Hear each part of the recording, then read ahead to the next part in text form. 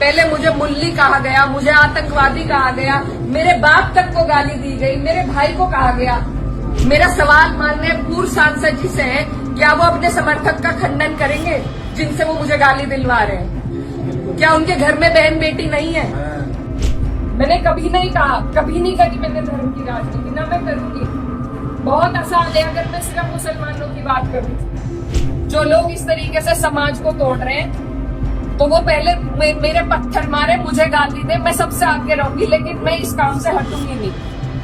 हिंदू मुस्लिम सब करने बहुत आसान है, लेकिन मैं करना नहीं चाहती। आप सब मेरे अपने हो, मैं किसी आपकी कसौटी पे खड़ी नहीं उतरी। मैं वोट मांगने की भी हकदार हूँ और आपको देना भी नहीं चाहिए। लेकिन अगर कोई आपके इलाके से कोई लड़की अगर हौसला कर रही है, आगे बढ़ रही है, तो क्या उसे गालियां मिलनी चाहिए? क्या मैं आपके समाज की बेटी हूँ? दोस्तों, सच कड़वा होता है। जिसने हजम कर लिया, समझिए वही किंग और वही क्वीन। जिसने सच को सुनकर बौखलाहट दिखा दी, तो मान लीजिए सच ने वाकई में दुखती रग दबा दी। बौखलाहट उसी का परिणाम है।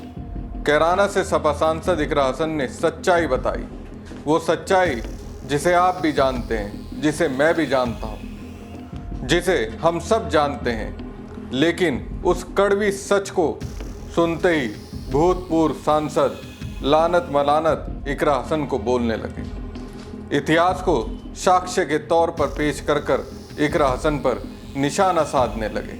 लेकिन जो साक्ष्य दिए, उसने ना तो 8 साल से यूपी की सत्ता में बैठे सीएम योगी और उनकी पार्टी बीजेपी साबित कर पाई, और ना केंद्र में बैठे मोदी की अगुवाई में चल रही बीजेपी सरकार। नमस्कार दोस्तों, मैं हूं परवीन सानी। दोस्तों, बहुत प्रयास किया गया था इकरा हसन के परिवार की पूरी राजनीति को खत्म करने का। सिस्टम का पूरा तंत्र साबित करने में लग गया था कि किसी भी तरह कैराना से इकरा के परिवार की राजनीति को खत्म कर दिया जाए, लेकिन कर नहीं पाए, क्योंकि उस दौरान इकरा हसन चट्टान की तरह अपने परिवार के सियासी दुश्मनों के सामने खड़ी हो गई। जो फेक नैरेटिव उनके भाई, उनकी माँ और उनके परिवार के खिलाफ चलाया गया, उसे इकरा हसन ने अपने तर्कों से तहस नहस कर दिया। अपने भाई नाहिद हसन, जो कि विधानसभा चुनाव के दौरान जेल में थे, उन्हें जिताने में कामयाब हुई। फिर 2024 के लोकसभा चुनाव में बीजेपी के कद्दावर नेता और बाबू हुकुम सिंह के परिवार से नाता रखने वाले प्रदीप चौधरी को हराने में कामयाब हो गई। अब देखिए पुरुष मानसिकता। इकरा हसन ने बस एक बयान दिया था, पहले वो सुनिए। और अगर मैं खंडन करती हूँ उस लड़के का जिसने उस बहन को कुछ कहा है, मेरा सवाल माननीय पूर्व सांसद जी से है, क्या वो अपने समर्थक का खंडन करेंगे जिनसे वो मुझे गाली दिलवा रहे हैं? क्या उनके घर में बहन बेटी नहीं है? सही है जी सवाल। मेरा सवाल सीधा सिर्फ उनसे है कि उनका अत्यंत नजदीकी समर्थक, पहले मुझे मुल्ली कहा गया, मुझे आतंकवादी कहा गया, मेरे बाप तक को गाली दी गई, मेरे भाई को कहा गया। जो लोग ये पूछते हैं कि मेवात वालों को माफ कर दिया था और उसे क्यों नहीं माफ किया, उन्हें मैं ये बताना चाहती हूँ कि ये पहली घटना नहीं है, ये पहली नहीं है घटना। और सीधी सीधी जो गंदी गालियां दी गई हैं, वो सिर्फ मेरे नहीं लगी, मुझे नहीं फर्क पड़ता, ना उस व्यक्ति से पड़ता, ना उसके चरित्र से पड़ता, ना उसकी बोली से पड़ता, लेकिन जो संदेश समाज में जा रहा है। और मुझे खुद कप्तान साहब का फोन आया कि आप तहरीर भिजवाइए, मैंने नहीं उन्हें करा, वो भी आज यहीं पे है, कोई भी जाके उनसे ये बात पूछ सकता है। क्या मैंने उन्हें करा था कि तहरीर दो? कप्तान साहब ने खुद मंगवाई। और ऐसे लोगों के खिलाफ कार्रवाई होनी चाहिए। एक तरफ तो ये सरकार हमारी बहनों को एसडीएम की कुर्सी पर एक एक दिन के लिए बैठा रही है, जब उन कुर्सियों की शोभा ही नहीं रहेगी, कोई गरिमा नहीं रहेगी, तो क्या फायदा है वहां बिठा के, जब उन्हें। दोस्तों, इसमें इकरा हसन ने क्या गलत बात कही? क्या जब वे सांसद बनी तब से उनके धर्म को लेकर तंज नहीं कसे जा रहे हैं? जो कर रहा है, क्या वो बीजेपी की नेताओं की ओर से पालित पोषित लोग नहीं हैं? रोहित प्रधान जैसे कथित हिंदुत्व वाले किसके शासनकाल में पैदा हुए? जब से इकरा हसन सांसद बनी तब से नफरती चिंटुओं के गिरोह में से किसी न किसी चिंटू का बयान आ जाता है। कोई इकरा हसन को हिंदू धर्म में वापसी करने का ऑफर देता है, क्या उन्हें खुद से शादी करने के लिए तरह तरह के तंज कसता है। कोई 10-12 गुंडों के साथ बाइक पर सवार होकर रात में निकल पड़ता है और रिहायशी इलाकों में घूमते फिरते आवारागर्दी करते हुए इकरा हसन उनके भाई और उनके परिवार को गालियां देता फिरता है। क्या ये सब नहीं हो रहा है? क्या इकरा हसन को आतंकवादी मुल्ली नहीं कहा गया? इन लोगों की इतनी हिम्मत क्यों बढ़ी हुई है? जाहिर सी बात है किसी ना किसी का साथ तो मिल ही रहा होगा, कोई तो पर्दे के पीछे से इनकी मदद कर रहा होगा। तुम इकरा हसन के खिलाफ आग उगलो, तुम्हारा कोई बाल बाका नहीं कर सकता, क्योंकि लखनऊ की गद्दी पर अपना ही आदमी है, अपने ही सीएम है, जिनकी जुबान पर अक्सर हिंदू मुस्लिम की बात आती है और जब न्याय की बात आती है तो वाक मूंद कर मुस्लिमों को ही गुनहगार साबित करने में लग जाते हैं। क्या ये सब नहीं हो रहा है? क्या हम और आप इसे नहीं देख रहे हैं? अगर कैराना में इकरा हसन के खिलाफ आग उगली जा रही है तो इसमें वहां के पावरफुल किसी नेता का हाथ नहीं होगा, जिसकी सीधी पहुंच मोदी सरकार से लेकर योगी तक होगी। दोस्तों, इकरा हसन ने गाली देने वाले नफरती चिंटों का सरदार इनडायरेक्टली कैराना के पूर्व सांसद प्रदीप चौधरी को बताया। अब जैसे ही उन्होंने इकरा हसन के बयान को सुना, पता नहीं मुझे ऐसा क्यों लग रहा है, वो बौखला गए और इसी बौखलाहट में डायरेक्टली इकरा हसन पर वार करने लगे। बीजेपी के पूर्व सांसद प्रदीप चौधरी ने इकरा के वार पर पलटवार करते हुए कहा कि इकरा हसन पहले खुद के बर्ताव पर नजर डाले। उनका परिवार लंबे समय से राजनीति में रहा है, वो ये भी देखे कि मायावती पर हमले में कौन शामिल था, मुजफ्फरनगर के दंगों में कौन सक्रिय था, कैराना पलायन किसने कराया, कोरोना के समय किसने कहा था कि बीजेपी वालों की दुकानों से सामान मत लो। इन सब पर भी सपा सांसद को जवाब देना चाहिए। तो सुना आपने, प्रदीप चौधरी सीधे तौर पर इतिहास का हवाला देने लगे। लेकिन सवाल अब भी यही है, जो आरोप इकरा हसन के परिवार पर प्रदीप चौधरी लगा रहे हैं, वो आरोप साबित कहाँ हुए? कहाँ हुई किसी को जेल? भाई 8 साल से तो यूपी में बीजेपी की सरकार है, क्यों नहीं उनके भाई नाहिद हसन समेत परिवार के लोगों को जेल में डलवा दिया गया? ऐसा तो हुआ नहीं। इकरा हसन के परिवार के सभी लोग तो मजबूती के साथ राजनीति कर रहे हैं। बीजेपी वाले तो चाहकर भी उनका बाल बाका नहीं कर सके। प्रदीप चौधरी 2 बार के सांसद रह चुके हैं, तीसरी बार सांसद बनना चाहते थे।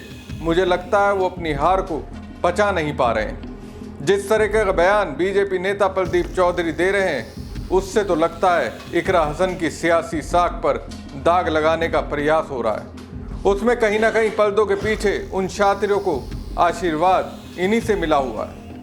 दोस्तों, सहारनपुर में छापुर मंदिर विवाद के बीच पूर्व बीजेपी सांसद प्रदीप चौधरी वैसे तो सपा सांसद इकरा हसन के आरोपों पर पलटवार करने आए।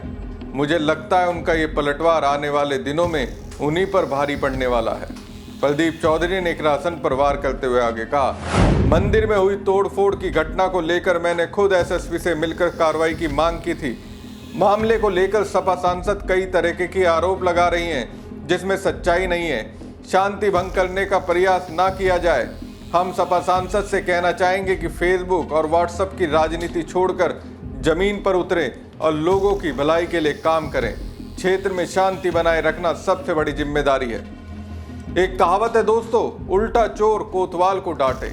यहाँ इकरा हसन की छवि को बिगाड़ने का काम उनके पालित पोषित लोग कर रहे हैं। कैराना में समय समय पर कथित हिंदुओं के रक्षक इकरा को आगे रखकर जहर फैला रहे हैं। प्रदीप चौधरी कह रहे हैं कि इकरा हसन माहौल को खराब कर रही हैं।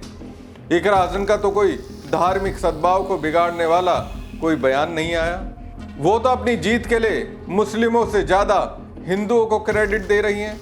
अगर इकरा हसन इनकी नज़र में काम नहीं करती तो ये वीडियो क्या कहता है? 1 किलोमीटर मार्ग है। मैं आपको पहले भी लिख के दे चुकी हूँ, इसमें कार्य कहाँ है, क्या आपने इसको कार्य योजना में सम्मिलित किया है या नहीं, इसकी जानकारी दीजिए। दूसरा, मेरी एक्सएम पीडब्ल्यूडी जी बैठे हैं यहाँ पे, उनसे बात हुई थी। ग्राम रसूलपुर में सांसद निधि से, सीडीओ साहब के संज्ञान में है ये मामला भी, सांसद निधि से एक कार्य प्रस्तावित था जिसको आप लोगों ने रोका गया। ना तो वहाँ आपका कार्य शुरू हुआ है, हमारी निधि से जो प्रस्तावित होकर काम गया है वो आपने रोका है। किस वजह से रोका है, अभी आप सबके समक्ष ये जानकारी दीजिए। हमने कोई काम नहीं रोका है। आपने कहा है कि वो आपकी कार्य योजना में प्रस्तावित था। बिल्कुल, अभी प्रस्तावित है, कितने काम होंगे कितने काम ये नहीं पता है, लेकिन गांव वालों की जो समस्या है अगर उसका निस्तारण कोई जनप्रतिनिधि कर रहा है तो उस कार्य को आपने किस अधिकार से रोका है? रोकने का हमने कोई लेटर नहीं दिया। लेटर नहीं, आपने वहाँ कार्य होने से रोका है। सीडीओ साहब की जानकारी में है, आप बताइए सीडीओ साहब, मेरी आपसे बात हुई थी इस मामले में। इसके साथ आपको भेजा गया था कि ये रोका गया नहीं रोका, आप बताया उसमें तो ये था कि आपके कार्ययोजना में प्रस्तावित है कि नहीं, तो हमने एनओसी के लिए आया, एनओसी के लिए आया होगा ना आपके पास, एनओसी के लिए नहीं आया होगा। पीडी साहब आप एक बार एनओसी का लेटर भी तो भेज दीजिए, एनओसी देने में आपको सुना। तो आप उसकी एनओसी दीजिए और हमारा कार्य शुरू होगा, क्योंकि हमारा उसमें बजट एलोकेट हो चुका है, कार्य भी शुरू ही हो गया था, आपके लोगों ने आके रुकवाया है। तो सीडीओ साहब ये आप इसको शुरू करवाइए। बीजेपी नेता प्रदीप चौधरी कहते हैं इकरा हसन को जिस मकसद के लिए चुना गया था वो उसकी कसौटी पर खरी नहीं उतरी। तो फिर ये क्या है, और क्या सोशल मीडिया पर अपनी बात रखना गलत है? क्या प्रदीप चौधरी को इस बात की खीज है कि एक महिला होकर उनकी पॉपुलैरिटी सियासी जमीन से लेकर सोशल मीडिया पर इतनी क्यों है? क्या खुद को हर मोर्चे पर पिछड़ते देखकर प्रदीप चौधरी इस तरीके का बयान दे रहे हैं? इकरा हसन ने क्या जहरीली बात कह दी? उन्होंने तो यही कहा ना, आजकल कुछ लोग नफरत फैलाने की राजनीति कर रहे हैं, ऐसे लोग समाज को तोड़ रहे हैं। एक पूर्व सांसद के बहुत करीबी समर्थक ने उन्हें आतंकवादी और मुल्ली कहकर पुकारा था। रोहित प्रधान किसका आदमी है? गूगल पर जाइए, रोहित प्रधान के नाम से सर्च कीजिए, दिख जाएगा वो किसके साथ खड़े हैं, किनका आशीर्वाद मिल रहा है। प्रदीप चौधरी ने आगे कहा, मेरा परिवार राजनीति में रहा है, हमेशा क्षेत्र के विकास और शांति के लिए काम करता रहा है। मेरे घर में भी बहनें, बेटियां और माँ है, उनके प्रति भी गलत बातें कही गई थी। हमने कभी हताश या निराश होकर राजनीति नहीं की। ये सपा सांसद का फ्रस्ट्रेशन है जो अब बाहर निकल रहा है। सांसद को ये समझना चाहिए कि गलत भाषा का प्रयोग उचित नहीं है। ऐसे में सवाल है कि इकरा हसन ने प्रदीप चौधरी के परिवार के बारे में क्या गलत कहा था? अगर कोई बात कही तो सबूत के साथ रखिए ना। क्या इकरा हसन प्रदीप चौधरी के परिवार को गालियां दी? मुझे तो अब तक ऐसा कोई वीडियो दिखा नहीं, सोशल मीडिया पर कहीं नहीं दिखा। अगर वाकई में इकरा हसन ने बाबू हुक्म सिंह के परिवार के लिए कोई गलत बात कही होती तो फिर प्रदीप चौधरी की बड़ी बहन मृगांका सिंह ने इकरा हसन को शादी समारोह में क्यों बुलाया? अगर इकरा हसन का नफरती स्वभाव ही होता तो यूं ही सबके सामने इकरा को मान सम्मान देते हुए उनकी बड़ी बहन गले नहीं मिलती। दरअसल 3 अक्टूबर को गंगो क्षेत्र के छापुर गांव में शिव मंदिर खंडित किया गया था। इसे लेकर हिंदू सुरक्षा सेवा संघ के जिलाध्यक्ष रोहित प्रधान ने संगठन के लड़कों के साथ बाइक रैली निकाली। इस दौरान सांसद इकरा हसन के खिलाफ नारेबाजी की गई, उन्हें गालियां दी गई। प्रदर्शन को फेसबुक पर लाइव किया गया था। वीडियो सामने आने पर सपा और आरएलडी कार्यकर्ताओं में गुस्सा भड़क गया था। आरएलडी प्रदेश उपाध्यक्ष हाजी सलीम कुरैशी ने इस मामले में नुकुड़ थाने में शिकायत की थी, जिस पर पुलिस ने एफआईआर भी दर्ज कर ली थी। एफआईआर होने के बाद आरोपी रोहित प्रधान ने भी एक वीडियो जारी किया था जिसमें उसने इकरा हसन से माफी मांगी थी। आरोपी रोहित प्रधान को जिस दिन गिरफ्तार किया गया उसी रात उसे छोड़ दिया गया था। अब इसे क्या कहेंगे, किसकी वजह से छोड़ा गया? किसी का तो आशीर्वाद मिला होगा, तभी तो आज़ादी मिल गई। बहरहाल दोस्तों, इकरा हसन पर पलटवार करने के चक्कर में प्रदीप चौधरी ने खुद की ही पोल खोल दी। एक तरह से इकरा हसन के पीछे कौन पड़ा है उसकी पूरी कहानी बता दी। हमारी खबर आपको कैसी लगी कमेंट बॉक्स में कमेंट करके जरूर बताएं। साथ ही पेज को ज़्यादा से ज़्यादा लाइक और शेयर कीजिए। धन्यवाद। पहले मुझे मुल्ली कहा गया, मुझे आतंकवादी कहा गया, मेरे बाप तक को गाली दी गई, मेरे भाई को कहा गया। मेरा सवाल माननीय पूर्व सांसद जी से है, क्या वो अपने समर्थक का खंडन करेंगे जिनसे वो मुझे गाली दिलवा रहे हैं? क्या उनके घर में बहन बेटी नहीं है? मैंने कभी नहीं कहा, कभी नहीं करी मैंने धर्म की राजनीति, ना मैं करूंगी। बहुत आसान है अगर मैं सिर्फ मुसलमानों की बात करूं। जो लोग इस तरीके से समाज को तोड़ रहे हैं तो वो पहले मेरे पत्थर मारे, मुझे गाली दे, मैं सबसे आगे रहूंगी, लेकिन मैं इस काम से हटूंगी नहीं। हिंदू मुस्लिम सब करने बहुत आसान है, लेकिन मैं करना नहीं चाहती। आप सब मेरे अपने हो, मैं किसी आपकी कसौटी पे खड़ी नहीं उतरी। मैं वोट मांगने की भी हकदार हूँ और आपको देना भी नहीं चाहिए। लेकिन अगर कोई आपके इलाके से कोई लड़की अगर हौसला कर रही है, आगे बढ़ रही है, तो क्या उसे गालियां मिलनी चाहिए? क्या मैं आपके समाज की बेटी हूँ?